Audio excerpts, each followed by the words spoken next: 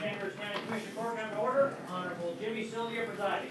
Chambers County Commissioners Court come to order Wednesday, November 12, 2025. Scheduled 9:30 a.m. It's 9:33 a.m. If you'll all rise, like the hall, lead us please. I'm sure the court's aware of it. Bill Boston, I passed away. I think she had further discussed it later. Remember Bill and his family this because he served us right adequately as commissioner. Also, this day was Veterans Day. I'm sure everybody's celebrating. But don't forget our veterans the rest of the year. Amen. Lord, we thank you for the day. We thank you for your blessings. Lord, as we come to carry on the business of Chambers County, may your wisdom be available here. Lord, we ask you just be with Bill's family and be with our people that have served and those that have passed away, and be with the families. Be with them every day because they're still there, standing between us and everyone. Guide us and direct us and keep us safe in Christ's name. Amen. Amen. Join us in the pledges. Pledge allegiance To the flag of the United States of America and to the republic for which it stands, one nation, under God, indivisible, with liberty and justice for all. Honor the Texas flag. I pledge allegiance to thee, Texas, one state, under God, one and indivisible. Thank you.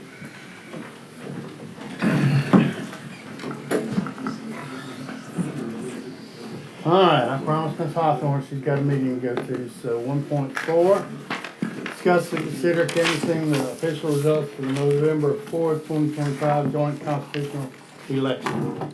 Ms. Hawthorne. Good morning. You should have in your packet, I believe, the canvas for the election. Election early voting, we had 1,634 people cast a vote, which is so sad. Election day, we doubled to 2,296. We had 16 mail ballots, 8 provisional. Unfortunately, none of those counted, but all of those people are now registered voters. So our total number of votes was 3,954, or 10.3% of our registered voters. So we're just about to break into 40,000 registered voters. Probably within the next month, I would say that we will hit that number. Crazy. Crazy. It's unbelievable.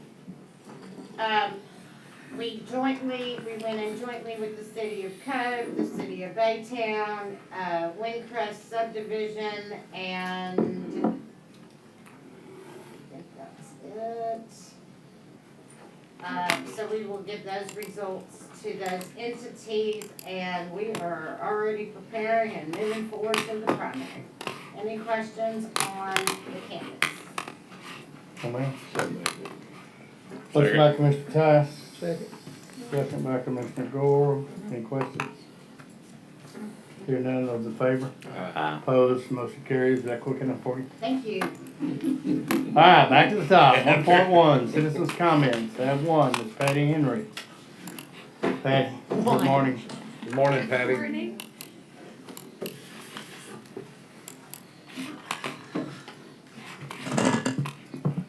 Good morning. That's okay. It's fine. My name is Patty Henry. I'm the district clerk, and I'm here to present a proclamation for Operation Greenlight in Chambers County. I will admit that I am behind. I should have done this in October, so I've expanded the time we do it, but it's extremely important, and I'm happy to present it to you today. This is a proclamation, a resolution of the Chambers County Commissioners Court, Texas, supporting Operation Greenlight in Chambers County, November 12, 2025. Whereas the residents of Chambers County have great respect, admiration, and the utmost gratitude for all men and women who have selflessly served our country and this community in the armed forces.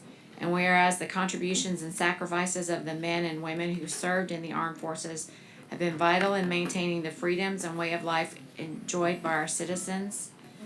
And whereas the Chambers County Commissioners Court seeks to honor those individuals who have paid the high price for freedom by placing themselves in harm's way for the good of all men. And whereas veterans continue to serve our community in the American Legion, veterans of foreign wars, religious groups, civil service, and as county veteran services officers to help fellow former service members access more than $52 billion in federal health, disability, and compensation benefits each year. And whereas approximately 200,000 service members transition to civilian communities annually, and whereas studies indicate that 44 to 72% of service members experience high levels of stress during transition from military to civilian life, and whereas active military service members transitioning from military service are at a high risk for suicide during their first year after military service, and whereas Chambers County Commissioners Court appreciates the sacrifices of our United States military personnel and believes specific recognition should be given, now therefore be it proclaimed by the Commissioners Court of Chambers County, by virtue of the authority vested in us, do hereby proclaim the month of November 2025 as Operation Green Light for Veterans in Chambers County, and be further proclaimed that in observance of Operation Green Light for Veterans, the Chambers County Courthouse will be lit green, and be it further proclaimed that all citizens in Chambers County are encouraged to recognize and honor all of those who have made immeasurable sacrifices to preserve freedom by displaying green light in the window of their place of business or residence. Passed and approved by the Chambers County Commissioner Court on this, the 12th day of November 2025. Thank you, ma'am. We've all signed it and we'll run it through court next time. Okay, and I appreciate the county putting lights in all the county buildings that I've seen, and I look forward to seeing them all month. Thank you, ma'am. Thank you, Patty. Thank you.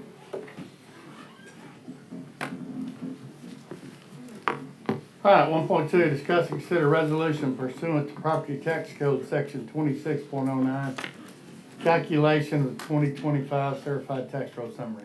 Good morning, Lori. Good morning.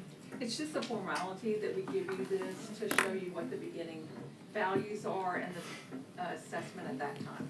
As you know, as soon as we got it, the next day it changes. So we get changes every month, about 300. So it's just a formality for you to approve it. So moved. Second. Motion by Commissioner Gore, second by Commissioner Hammond. Any questions? Those in favor? Opposed? Motion carries. Thank you, ma'am. 1.3, discuss and consider approving contingent fee contract with Purdue Brandon Fielder Collins and Mott LLP for the collection of delinquent government receivables owed to Chambers County District Court and County Court, and notice of said contracts posted with the agenda in accordance with section 2254 of the Government Code. Good morning, Otelia. Good morning, Judge. Good morning, Commissioners. Good morning. Morning. Thank you for having us here today. Items 1.3 and 1.6 sort of go together. 1.6 is the resolution to adopt a fee to defray the cost of collecting the delinquent fine and fee that are owed to your district court and to your county court. And with that is the proposed contract to engage our firm to collect those delinquent amounts. So what we're doing is setting things up so that Madam District Clerk and Madam County Clerk can send us their delinquent items after they're delinquent for 60 days or more, when they're ready for us to try to collect them. And we'll work on collecting those as we usually do with our other court fine and fee. Question? Entertained motion? So moved. Second. Motion by Commissioner Dagley, second by Commissioner Tice. No questions? Those in favor? Opposed? Motion carries. Let's go to 1.6. Discuss and consider resolution providing for a fee to defray cost of collecting delinquent fines, fees, court costs, and other debts pursuant to Article 103.0031, Texas Code of Criminal Procedure. And this is just a resolution confirming what we just did. Correct, to adopt the fee, correct. So moved. Second. Motion by Commissioner Dagley, second by Commissioner Core. No questions? Those in favor? Aye. Opposed? Motion carries. Can I say something? Yes, ma'am. You may. Our office does actively work on the collection process, but We, with the staff being the way it is, those same clerks are also working jury, which is taking a lot of time, which we're happy to do. It's very important. So we're happy to take on,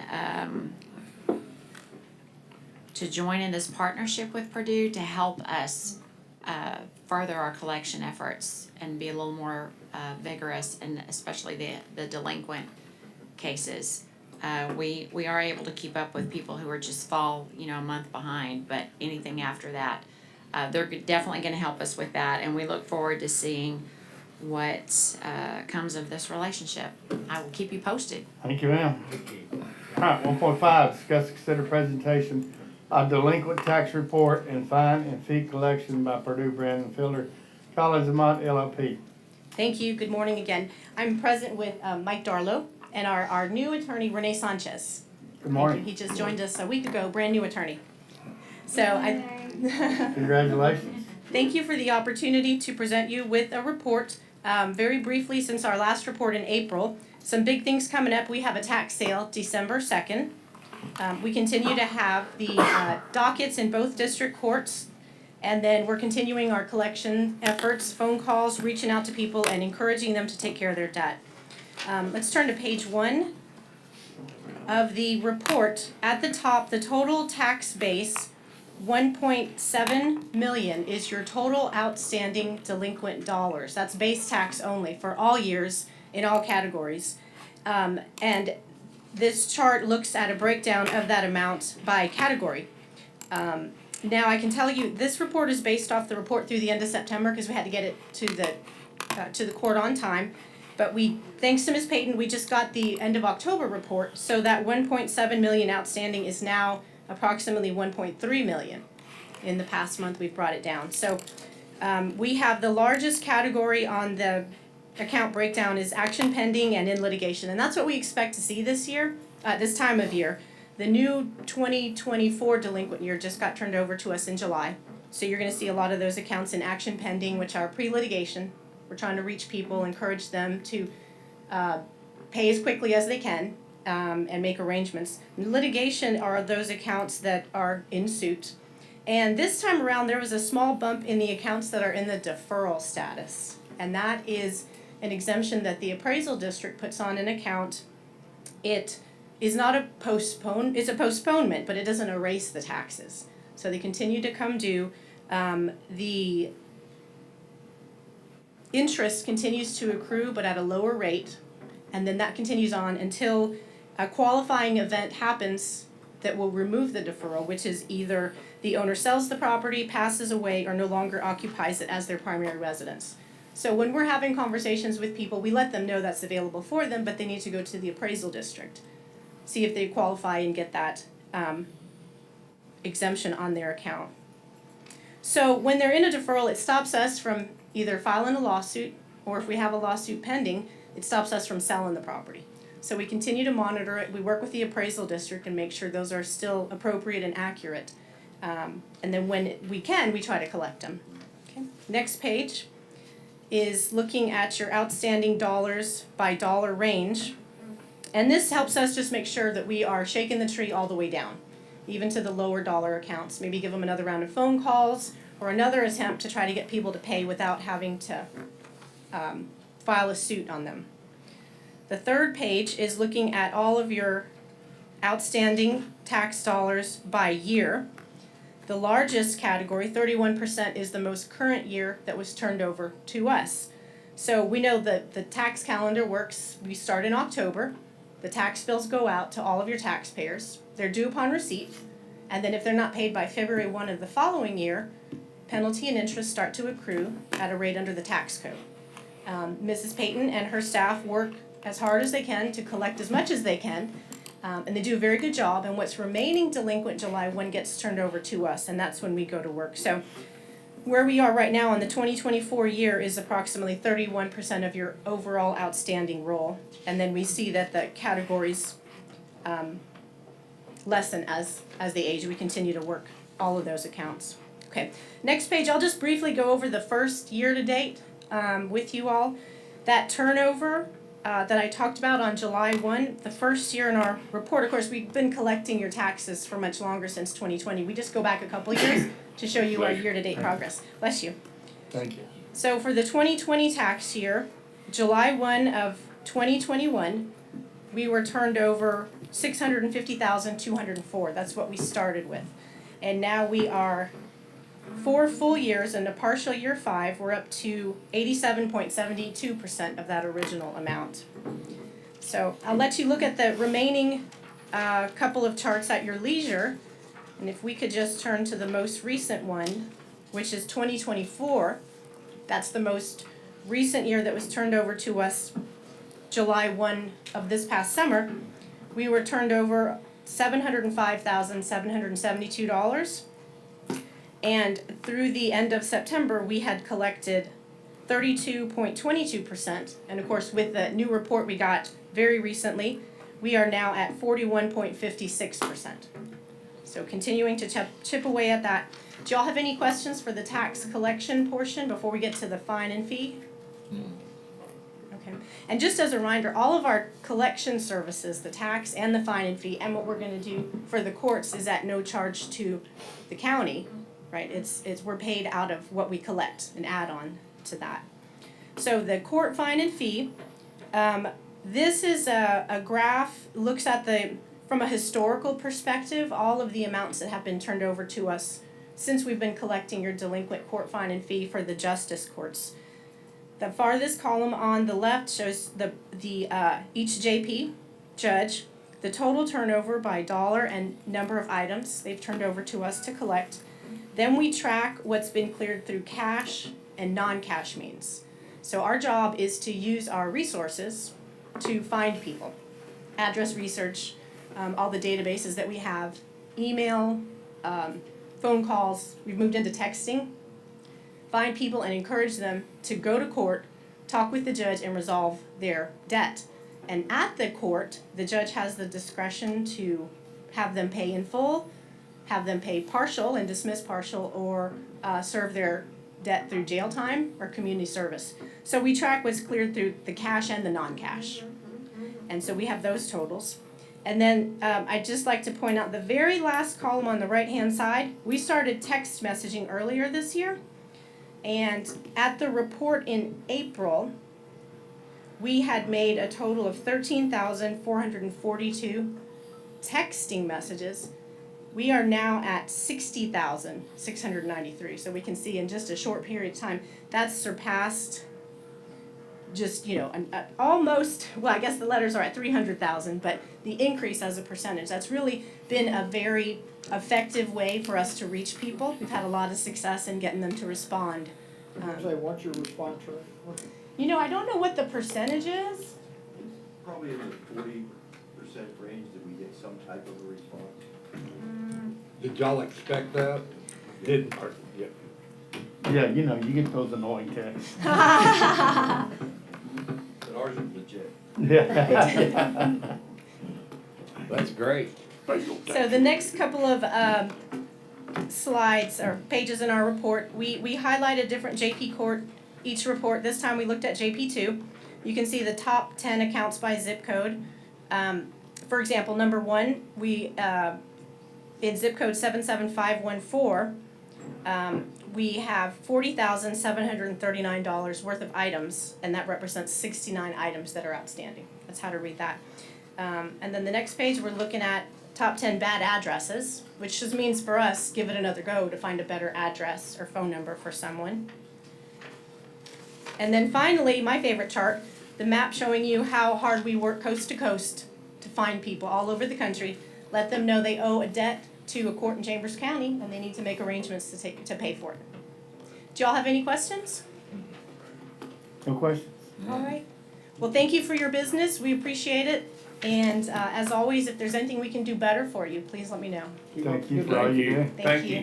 All right, motion Thank you, to Mike. accept the report. So moved. Motion by Commissioner Tice, second by Commissioner Gore. There's no questions, those in favor? Opposed, motion carries. Thank you, guys. Thank you, Mike. Thank y'all. Thank y'all. Condolences having to work with Darla. We're gonna go collect some money for you right now, Judge. Thank you. There you go. Alright, 3.1, discuss, consider going out for bid for road and bridge 2026 diesel, gasoline and oil, culvert, pipe, herbicide, and road construction materials. Zach, you there somewhere? Joe, good morning, Joe. Morning. Morning, Joe. Yes, we just letting everybody know we're going out for the 2026 bid for the culvert, the fuel, the road materials, and the herbicide in the culverts. So moved. Second. Motion by Mr. Gore, second by Mr. Tice. Any questions? Those in favor? Aye. Opposed? Motion carries. Thank you, Joe. Yes, sir. Thank you, Run Joe. Zach in here. There comes Zach. 4.1, discuss and consider variance request application for Tijuana's Baytown Development. Yeah, so the Morning, Zach. Tijuanitas is a part of the Kilgore Regional Detention Area. This variance request is to kind of help them out a little bit. They want to bring the property up to Atlas 14, but they wanted to do it by underground storage. Our manual doesn't allow underground storage, but this is to help them go above and beyond of what we already kind of agreed upon with the property before that was a part of the drainage system.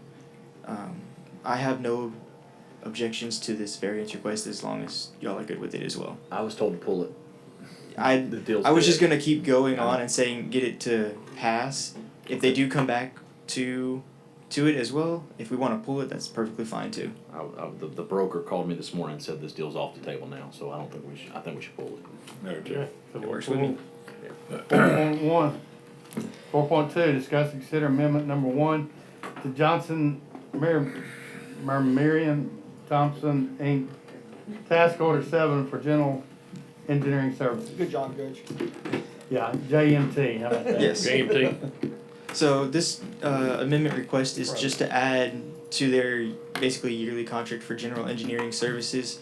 We're getting close to the end and they're needing a little bit more money. We're trying to save as much as we can, but this is just to keep it from going over what we had allocated before. The number's a not to exceed number as well. I don't think that we're gonna hit the top end of that exceed number either, so we should be fine, but it's just to cover in case they do go over. So it shows going from 240 was the cap, now we're moving it to 285? Yes, sir. So just due to additional work? Additional work, yes, sir. Between plans and different guys that we've had looking at the plans as well. I know Chambers Parkway, they've had some guys looking at plans. Is this also incorporate the stuff they've done for like the boat ramp project and Project Yes, Casey sir. as well? The Yes, sir. design That's all, detention pond, it's all yes. part of this contract? Yes, that's all done under the general engineering services. So what would be their part in Chambers Parkway? Because we're paying a lot of money to get that designed and. So the guy that we're using for Chambers Parkway is, one was a utility and the other guy was for a review. Just to help expedite the review. And then we're using the utility guy as well for Needle Point to get the AT&T poles moved. So why isn't TNP doing that? Or is that Quiddity? Quiddity, they were not a part of the pushing for the utilities to So get I it moved. assume it's cheaper to go with JMT than Yes. it's Quiddity? Yes. Because that was, the Quiddity was a trade-off, right? Yes, sir. They gave us services in lieu of In lieu paying of, for some things that yes. they messed up on.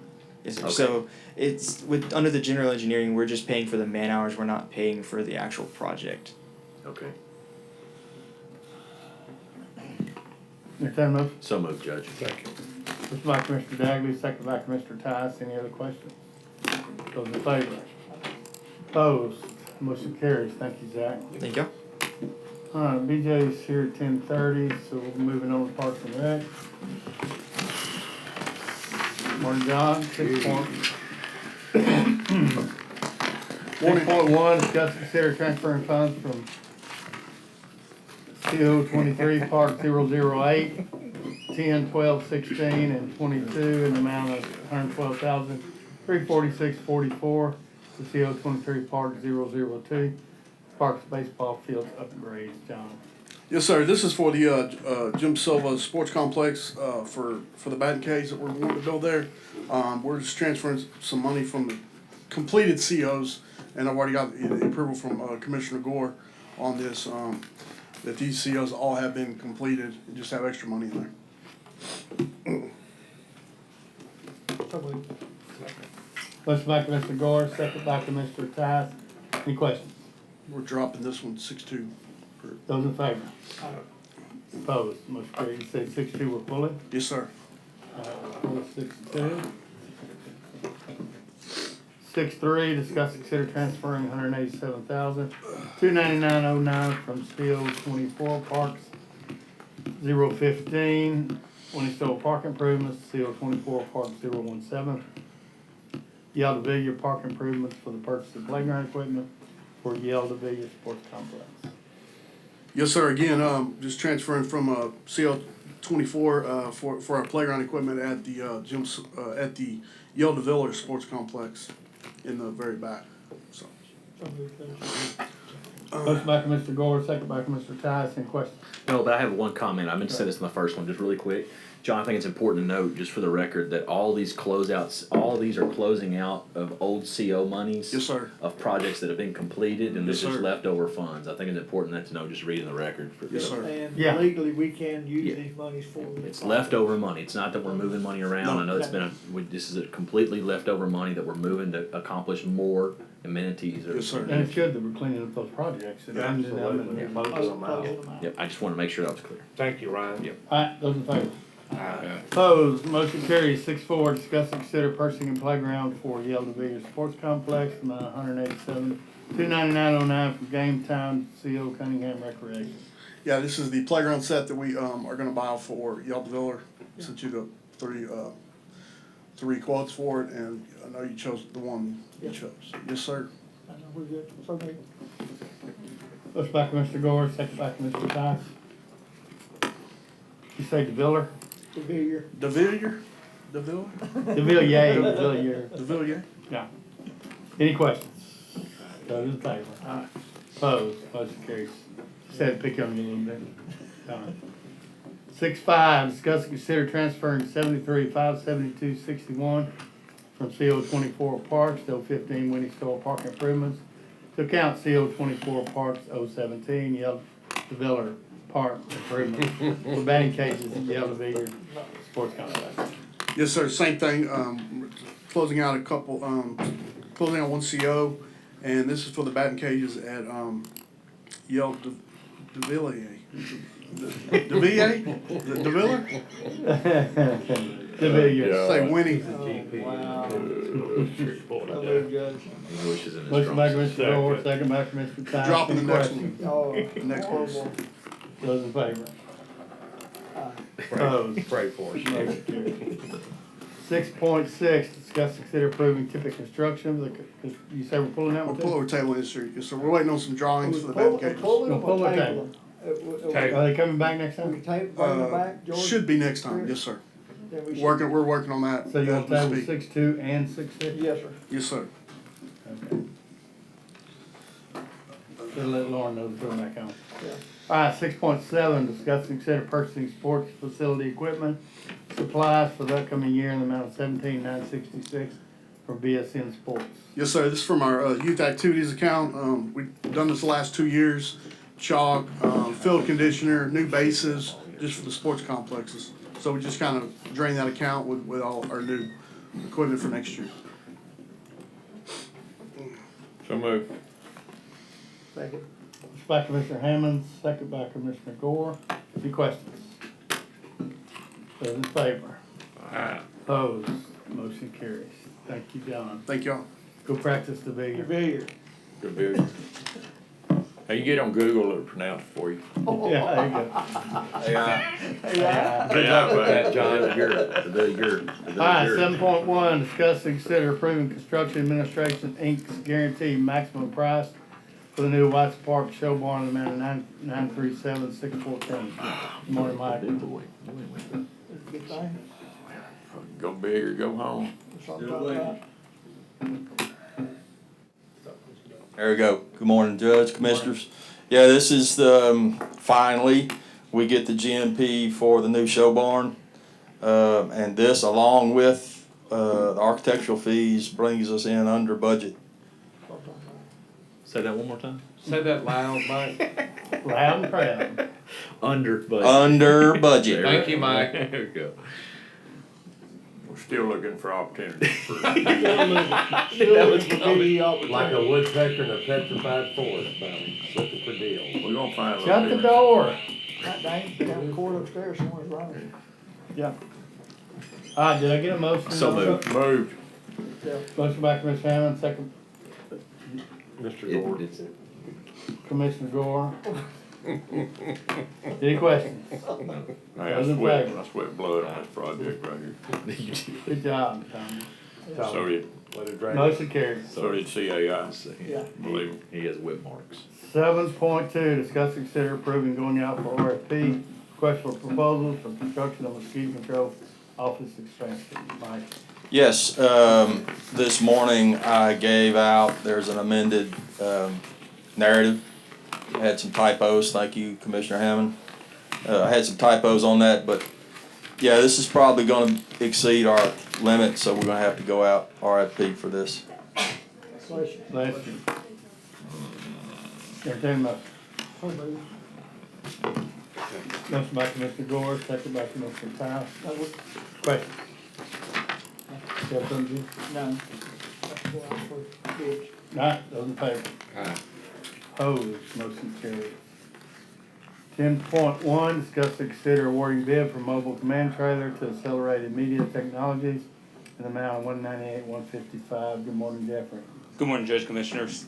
So Jeffrey. So we got the bids back. There was about 5 of them.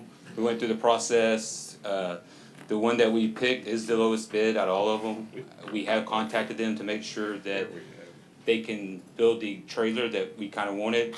The company that we did ask, that we saw at TDM, didn't follow all the directions, so theirs got sent back, said we can't accept it.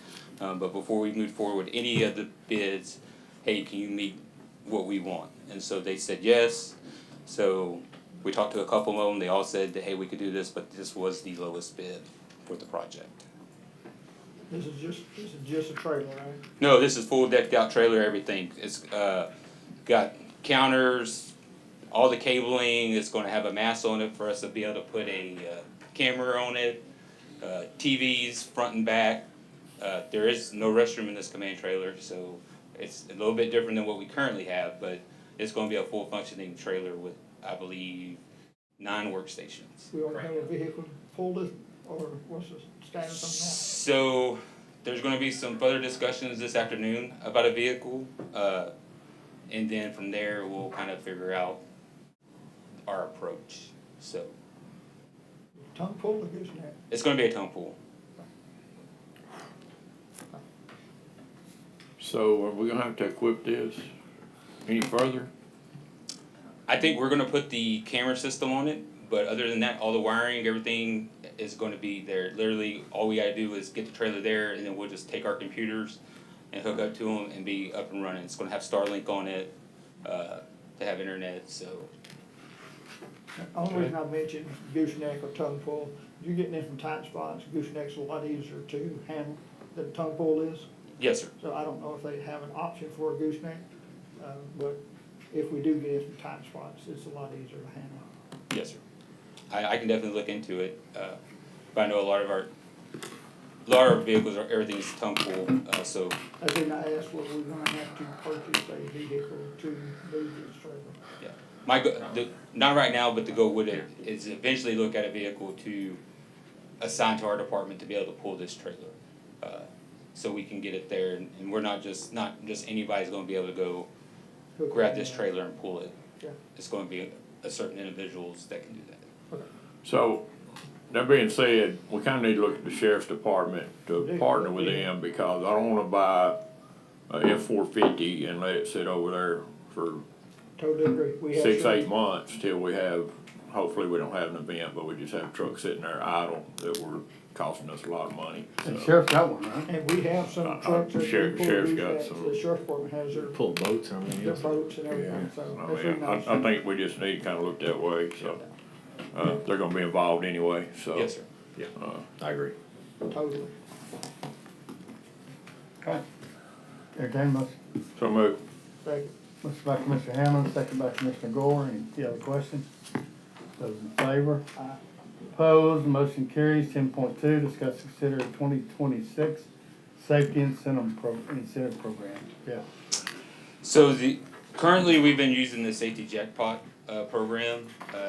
When I come on board, there was a 3-year contract where in December, we'll end that 3-year contract. So I reached out to them and said, hey, what would be our next, a yearly contract? I didn't wanna do another 3-year contract. So they gave me a price for a yearly contract, which is $79,800. Additionally, we kind of thought, hey, is there something that we could do internally similar to the wellness program, but for the safety side of it, like doing quizzes, they turn into quizzes.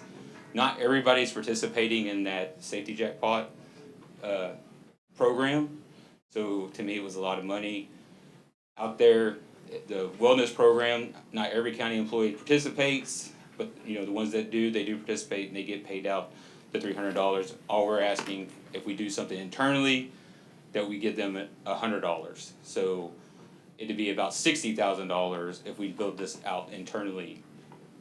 But I'm open to whatever Commissioner Court wants to do. If they want us to stay with the safety jackpot, then we'll stay with it. But if we wanna do something internally, we definitely can look at that as well.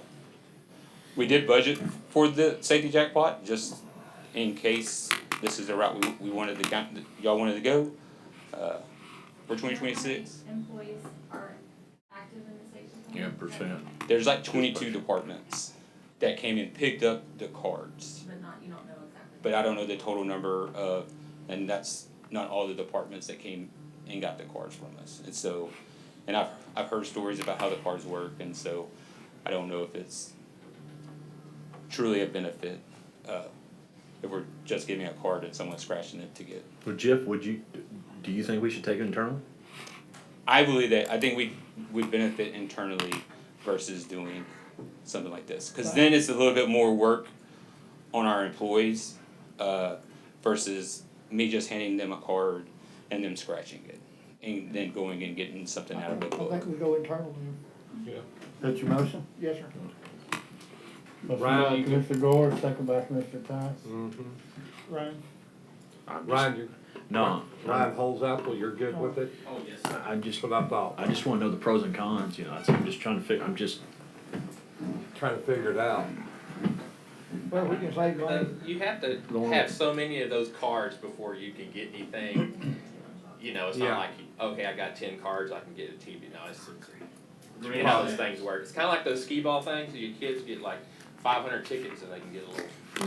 I will say, this isn't working, but I will say, I think it is that. I think if the departments are picking them up, but I think there's like a small group of employees who actually use it in that department. And I do, and I'm part of the wellness program, and I do think $100 is a lot more incentive for them to do it, because I don't know that the employees are getting anything out of the safety jackpot program. Yeah. Other than those ones that are, I mean, there's some that are hoarding the stack of scratch things, and I don't think they're getting anything from it. Where I think, like you said, sending out a quiz for 5 points or whatever, 10 points, just like the wellness program does, they're more likely to read it and actually, okay, I've got to get all these answers correct to get the 5 points or whatever.